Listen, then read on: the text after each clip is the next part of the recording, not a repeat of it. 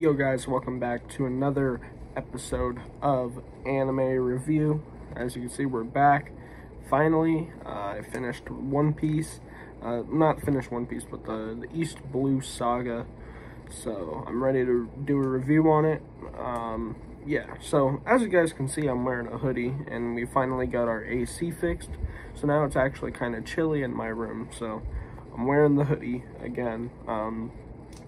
Yeah, so also, before we do get started, I wanted to give you guys an update, just like a channel update. There is a big manga haul video coming soon, probably end of the month, maybe early September. I have something really cool and really big coming in the mail. So yeah, stay tuned for that. I don't want to spoil the surprise yet, but it's really cool. I mean, it adds something new to the manga collection that I might have to, it's going to be difficult to work around, but I'm not going to get into it too much. You guys will find out about it, you know, when you see the video. But also I have a manga volume coming in the mail, so I'm trying to, I don't know when I'll show that one, because I just have one volume coming in the mail along with something different.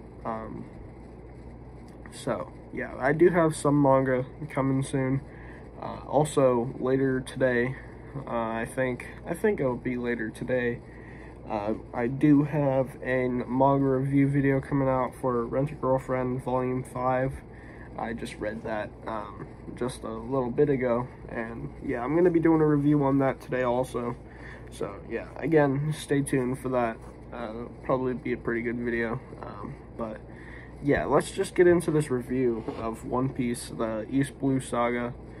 So the East Blue Saga follows the main characters in like several different arcs. That's how like the sagas work. It's like a collection of different arcs. So first arc I think is Romance Dawn, and then I don't know what the second arc is. I know then there at some point there's Syrup Village, there's Arlong Park, and Log Town, but I don't know what other, oh yeah, in Baratier, that's another arc. But yeah, so it has a few arcs in there, really iconic One Piece moments, because Luffy is still building his crew, but like his early crew, which has some of the most iconic One Piece characters. So you got your boy Zoro, and you got Nami, you know, Sanji, Luffy, Usopp. So just like the OG squad. And then, you know, later on, I think in Alabasta we get Chopper, and then Water 7 we get Frankie. I think Thriller Bark might be, or Punktown, something later on. We do get what's his name, Brook. And then we get Robin. I think that's earlier, way earlier, like maybe at the end of Alabasta or even Skypiea. So yeah, but the point is, early on in East Blue, we got Sanji, Zoro, Usopp, Nami, and Luffy. Those are the Straw Hat Pirates at the moment. So I didn't really exactly know how to like review One Piece at the moment, so I just kind of took notes, like what was my favorite arc, what was my favorite characters, best scenes, like least favorite arc even. So that's what I'm going to be going over, and I'm going to try and rank it. I don't know how, again, I don't know how I'm going to score it really, but I decided to just give it a score. And of course, you know, we do our season review things, so yeah. But first off, my favorite arc in the East Blue Saga was definitely Arlong Park. Now, I know a lot of people I've heard a lot of people talk about how they love Baratier. Baratier for me was pretty solid. It wasn't bad. You know, we had Sanji and the what was it? Yeah, just the Baratier restaurant, and they fought against Don Krieg. That was a pretty cool section. I felt like it was a little slow though. We did have one really cool fight, which is one of my favorite scenes, is with Zoro and Mihawk. I thought that was really cool. But yeah, Baratier wasn't my favorite. Arlong Park was freaking legit though. That was like the One Piece arc. Like, I was watching One Piece before and I was like, okay, this is One Piece. It's a little boring, but it was like, it was a little boring, but it was interesting enough to keep me intrigued and keep watching through it. But when we get to Arlong Park, that's where, like, that's when it started, like, getting good. And I was like, oh, wait a minute. This One Piece is, like, okay. Like, I wasn't expecting Arlong Park to be that good, but it freaking was. Like, you know, of course, we get all of Nami's backstory after Baratier, when she betrays them and steals the Going Merry. And she goes all the way to, I forget the name of the village, but pretty much it's her village where she grew up. And we get her backstory revealed. She joined this group of pirates called the Arlong Pirates. Their leader, Arlong, is what they call a fishman, which is like a race that's like fish people, pretty much. And he killed what's her name? Belmere or Belmere or something. Bellamere. I think it's Bellamere or something like that. Bell something. But Nami's adopted mom, Arlong, shot her and kidnapped Nami and was like, you can buy back your town from us. Because they rolled up and they conquered their town. And they were like, yo, you can buy back your town from us, and we won't kill anybody here. So if you give us like 100 million berries, I think they're called. That's what they call their currency, just berries. So yeah, so Nami ends up becoming a thief and going out and stealing money. That's why she was a thief. She was trying to get all this money so that she can save her town. And that's why she betrayed the Straw Hats. But yeah, we get that whole backstory, which was really, it was actually really good. Zoro is my favorite character, but I felt like his backstory was cool enough, but it was somewhat underwhelming. But like, Nami, out of all the Straw Hats so far, has had the best backstory, and that's including Luffy's backstory. Yeah, I think Nami has had the best backstory so far. I'm still not really a fan of Nami. I hated Nami when she betrayed them again. Like, not my favorite character still. Zoro's my boy, but her character's better now, you know, with context that, you know, she did everything just so that she could save the people of her village. I thought that was really cool. But yeah, we get a really cool fight between Arlong and Luffy, which is cool. Yeah, they duke it out, and then we get a cool sword fight between this octopus dude and Zoro. Like an underwater karate fight between Sanji and like this other fish guy, and like a battle between Usopp and like this one dude that spits water out of his mouth, and it's like a cannon. But yeah, there was just a lot going on in that arc, and I really liked it. I thought the fishmen were really cool, especially Arlong. Yeah, I thought he was really cool. And I don't know, that arc was just my favorite. I felt like it had the coolest stuff going on. Yeah, but then the arc after that, I believe, is what's it called? Is it Logtown? I think it's Logtown, unless there was one in between Logtown and Arlong Park. But I think, yeah, the next one is Logtown, which was also, it wasn't as long of an arc. I think it was only like a handful of episodes, but that was actually pretty good. I enjoyed that one too. But yeah, Arlong Park was definitely my favorite arc in the East Blue. Yeah, so I was looking at my notes there. Favorite characters, though. Now, I just talked to you guys about how Zoro is my favorite character. I love, you know, swords and stuff. I mean, I've got swords, you know, I've got my sword, one of my swords next to me here, on my, I don't know, it's like a sword stand, and then I have some on my wall that you guys have seen before. But yeah, Zoro is my favorite character. He carries around 3 swords. He's voiced by Christopher Sabat, which, you know, he voices Yami, who's probably my favorite Black Clover character. You know, he's Vegeta, he's All Might.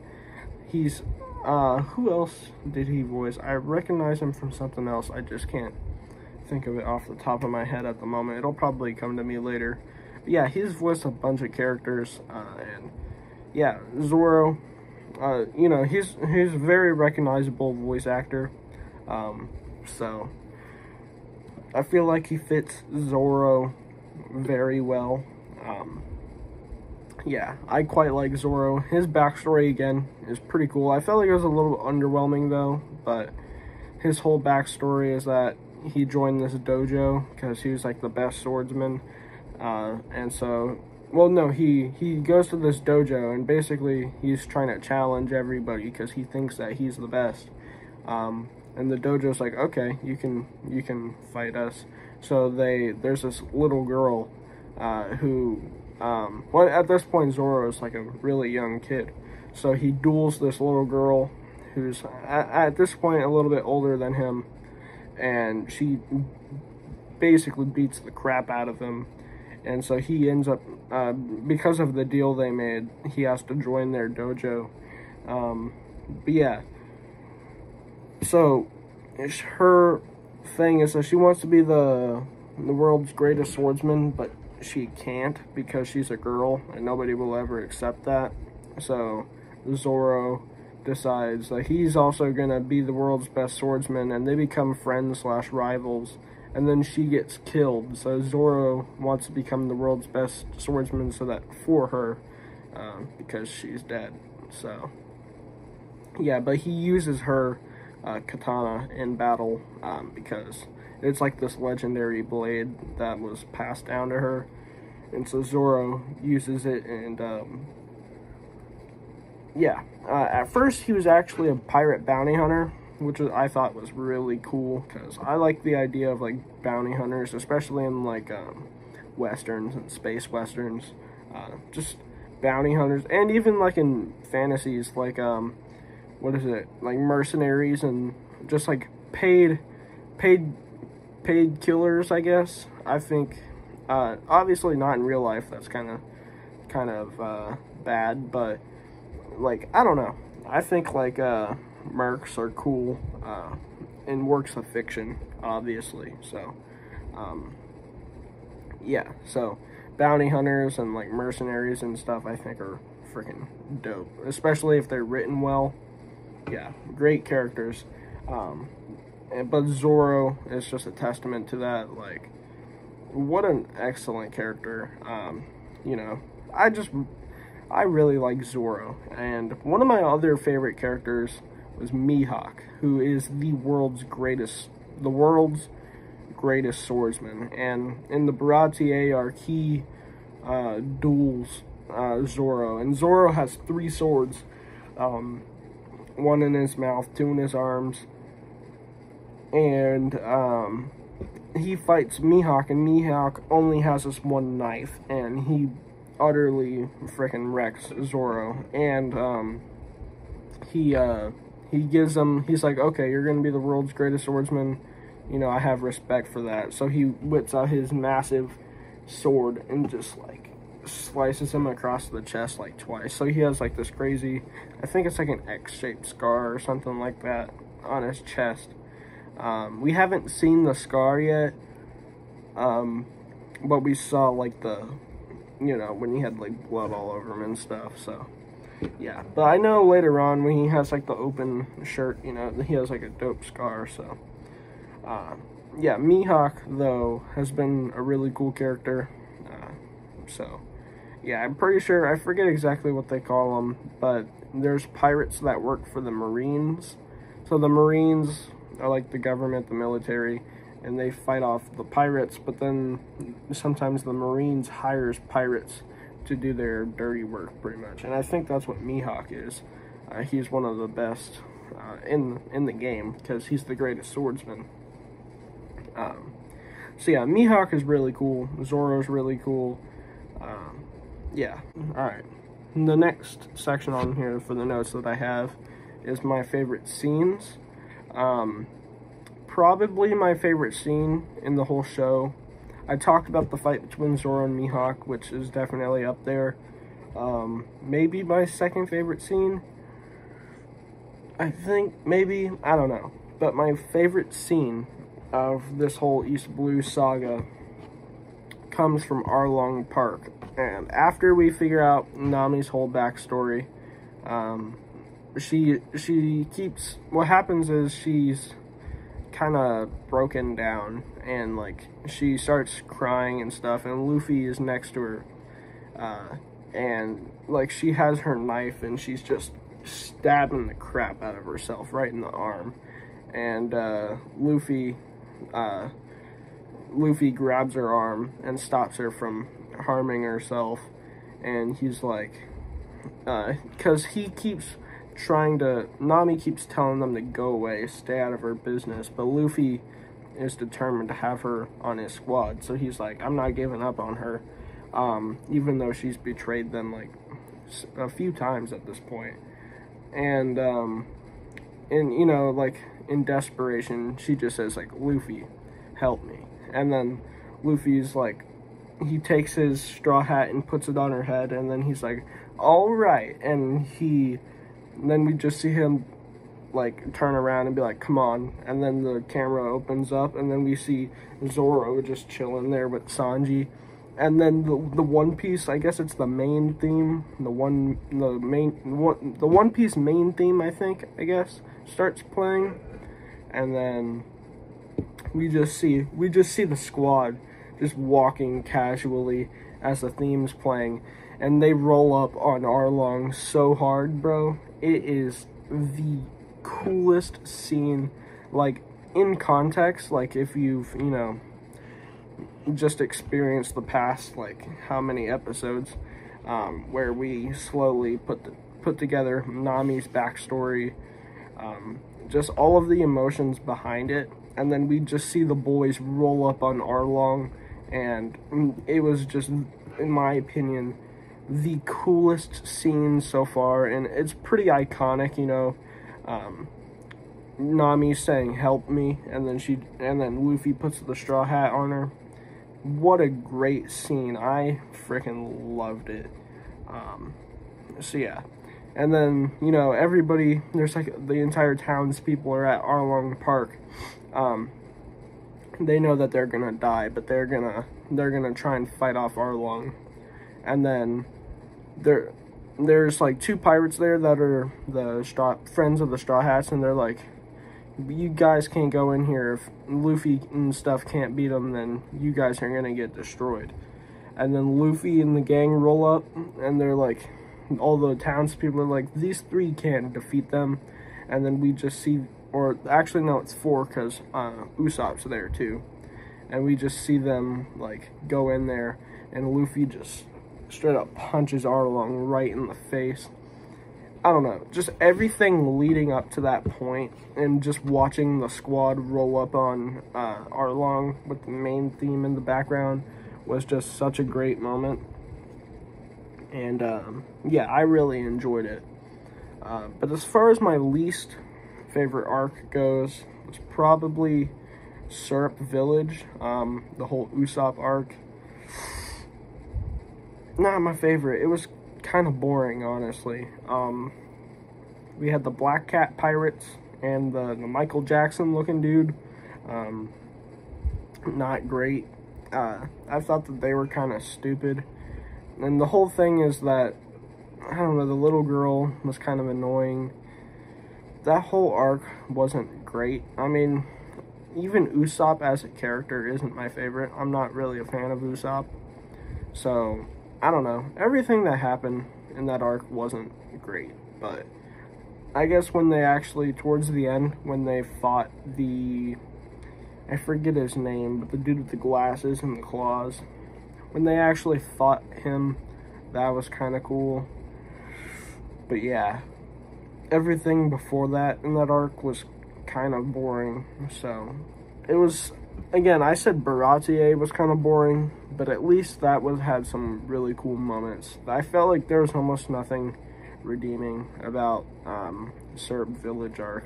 Overall, it was kind of bad, but I mean, it wasn't a bad arc, but like, I guess today's standards, that would have been like a really bad arc.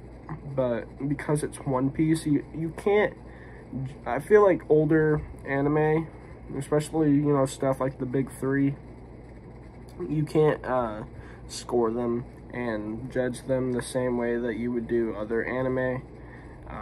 So you kind of have to like take it with a grain of salt, I guess. So I just personally, based on what I've seen, you can't, alright, so you can't really compare it to other things. Because it's just in a class of its own. But based on, if I'm comparing the arc to other arcs in One Piece so far, it's definitely probably been my least favorite. So yeah, overall, I thought the One Piece East Blue Saga was really cool. Again, we're just getting started, you know, what, the arc lasts 61 episodes, or not arc, Saga. The last few are a filler arc, which I watched like the first 2 episodes of before I realized it was a filler arc, and was like, okay, I can just skip this. And then there's one filler episode with this one Bushman, weird episode. It was a really weird episode, but yeah. So I don't know how many episodes like are actually canon. The majority of it was canon, but yeah, I skipped that last filler arc because that was kind of boring. But yeah, I'm now in the beginning of the entering the Grand Blue or Grand Line or whatever, that whole portion. So yeah. I think it's part of the Alabasta, it's part of the Alabasta saga, I think. So, we're getting into, or I think, well, the Alabasta is an arc, but I think that saga is called Baroque Works. So, yeah, I'm in Baroque Works now. So, yeah. But overall, like I said, One Piece, you can't really score it the same way you would other shows, especially newer shows, because I feel like rating the first, like, I don't know, just rating, you can't compare, like, for example, JJK Season 1 with, like, One Piece, like, Romance Dawn. You can't really compare it because, I don't know, One Piece is in a class of its own. Like, it's what older shows are, so it's not fair to rate, like, compare them. I don't know, it's kind of hard to explain, but I'm sure you guys know what I mean. But yeah, overall though, I'd give it an 8.7 out of 10. Like I said, I don't really know how to rate these, but yeah, I thought it was a solid 8.7 because I was hesitant to rate this first saga too high. But I thought 8.7 was a good place because it had a lot of cool moments, but it wasn't anything that, like, I mean, it did blow me away quite a bit, but it wasn't, like, stunning, and the visuals, obviously, it being older, wasn't stunning, so it can't really be, like, a 10 out of 10, you know. There wasn't, and it was slower, but it was definitely a change of pace for me. But yeah, 8.7 out of 10 in this first saga, I guess. But yeah, overall though, I did really enjoy One Piece, and I do plan on watching One Piece, like, regularly. I'm just going to take a little bit of a break for now, just so I can watch a few other shows that I've been meaning to watch. Now that I'm paying for Crunchyroll, you know, there's so much stuff on there, so I got to take advantage of it, because why would I pay for it and not use it? So I do plan on watching, what is it? On Netflix, they have Shaman King now, the new Shaman King series that they did, so I plan on watching that, maybe. Tokyo Revengers, Miss Kobayashi's Dragon Maids I want to check out, because I've been seeing that on the internet for years. It's super memed. But yeah, there's quite a few shows that I definitely do want to check out. And of course I'll be reviewing them on the channel. But yeah, sorry it took me so long to, you know, finally upload another episode of anime review. But you know, watching like 50 something episodes of One Piece can be kind of difficult, just because, you know, it's slower. So, you know, once you get used to how One Piece works, though, you can definitely watch a lot more of it at once. But at the beginning of One Piece was kind of hard for me to sit down and watch a lot of it at once. So, but now that I'm used to it, you know, I think I'll definitely be able to watch through One Piece a lot quicker now. So, yeah, but I hope you guys enjoyed. I do plan on doing more One Piece stuff on the channel, whether that's manga reviews and anime reviews, because I've got a lot of One Piece to go. You know, I'm only in like Baroque Works, so and there's like 900 something episodes, almost 1,000 episodes. So yeah, we've got a lot to cover. So yeah, I hope you guys enjoyed. New manga review coming out later, so be sure to check that out. But anyways, guys, yeah, I'll catch you guys in the next one.